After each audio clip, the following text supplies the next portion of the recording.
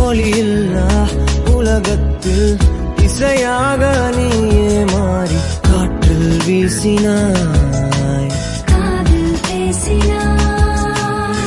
மொழியில்லா மௌனத்தில் விழியாலே வார்த்தை கோர்த்து கண்ணால் பேசினாய், கண்ணால் பேசினாய்.